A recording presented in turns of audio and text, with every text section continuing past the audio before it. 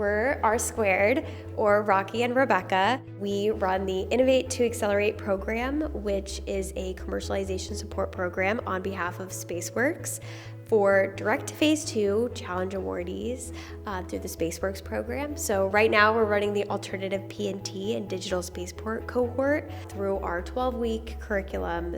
We have various subject matter experts come in and talk about different nuances of being a startup and specifically working with the government. Where do you even begin to solve a challenge as big as the one we are trying to tackle? Being part of the I2A cohort and organization gave us access to key decision makers, key stakeholders, subject matter expertise that allowed us to really narrow our focus and sequentially roadmap the challenges we wanted to tackle. And so having access to industry, academia, and private sector, I2A really brought all of us together so that we were building a solution for the Department of Defense by the Department of Defense.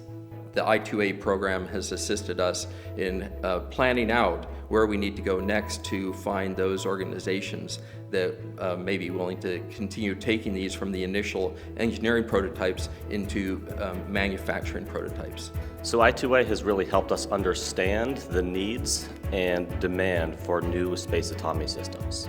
Offering alternatives to GPS is challenging.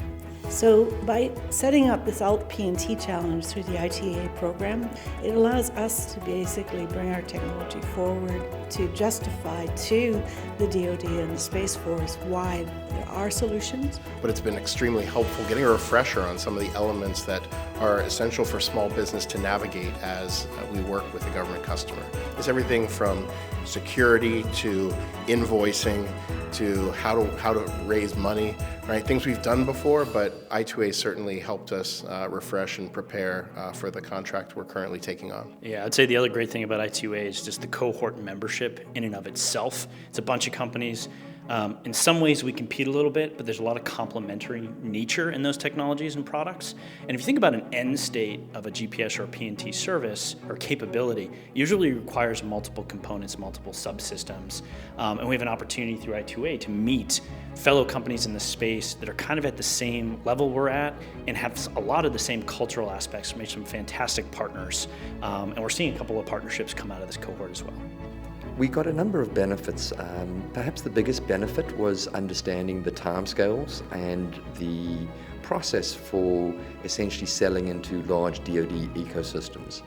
And they provided us with a roadmap, a strategy, counseling and support, advisory services, and we really became an extension of the team. Our company had never participated with SpaceWorks before, so I2A really accelerated our understanding of the Space Force mission, access to decision makers, access to influencers, really gave us a quick understanding of the lay of the land and the client's problems. And I think without I2A, we would have not probably won this SBIR. So I think the team has been fantastic to work with. The topics in the weekly cohort meetings have been on point. They've covered a lot of important ground, I think, with respect to everything from contracting to how to work with Space Force and how to participate in the SBIR program. So I think that's really accelerated our entry into the space. By teeing up relative and mission-specific information so that they can make decisions and keep moving forward.